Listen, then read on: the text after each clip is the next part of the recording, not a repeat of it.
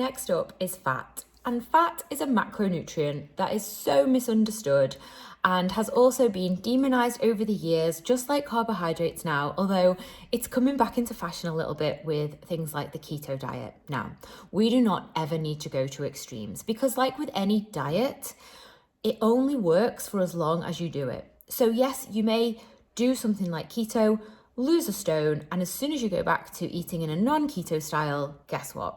The weight comes back. We've been there a million times. We're definitely not going down that road again. That's why you're here. So with fat, we need to remember that actually it's a really crucial macronutrient, and it is important for hormone production, for brain function, and actually it's really important component of a meal for satiety. So how satisfied we feel after a meal. And what we know is there are 3 distinct categories of fats, and it all comes down to the chemical bond. You've got this in your workbook if you want to go a little bit deeper into the science, but we have unsaturated fats, we have saturated fats, and we have trans fats. So unsaturated fats just have a structure where there are chemical bonds available to react with other things. Saturated fats don't have any bonds available, and trans fats have the bonds twisted across because they are man-made. So trans fats are the ones that we absolutely want to avoid. These are things that are put into cheap baked manufactured goods like margarine and biscuits and things like that. Not good for us. We don't want them. We also don't really have any long-term research because they've only been around in the past 80 years, which isn't very long in terms of human life. So that leaves us with our saturated and our unsaturated fats. So saturated fats come from animal fats. So that's the fat on your sirloin steak, it's the fat inside an egg yolk, it's also coconut oil, and then that's the non-meat source of saturated fat. And then our unsaturated fats are all of the ones that we know as our quote-unquote healthy fats: olive oil, salmon, avocado, nuts, those good quality ones that we maybe typically associate with a Mediterranean style of eating.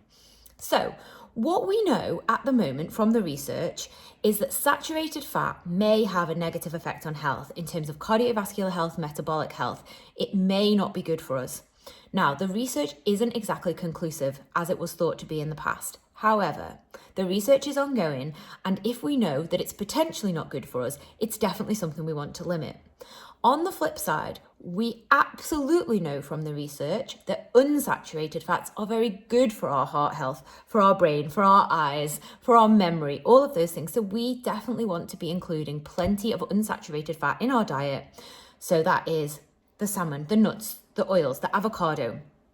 But we need to remember with fat, it is energy dense. So fat is 9 calories per gram compared to carbohydrates and protein, which are only 4 calories per gram.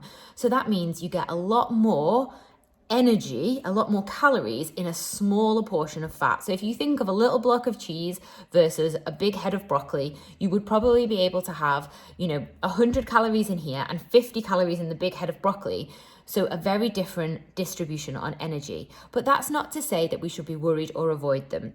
We just want to make sure that we're including a source of them in each meal, and a portion is about the size of the top of your thumb. So that could be a tablespoon of oil. Obviously with avocado, you're probably going to use a little bit more. So if it's a large avocado, you could have a quarter. If it's a small avocado, you could use a half. And then we definitely want to make sure that if in terms of snacks, if it is okay for you to have nuts, then you could have some walnuts or flax seeds. They're really high in omega-3, and we want to make sure we're getting our healthy fats. So don't avoid fats because they are still a really valuable part of a healthy diet, and we are going to go through some more ideas with how to use fats over in the workbook. And I will see you in the next video where we're going to talk about the 4th macronutrient that people always seem to forget, and that is alcohol.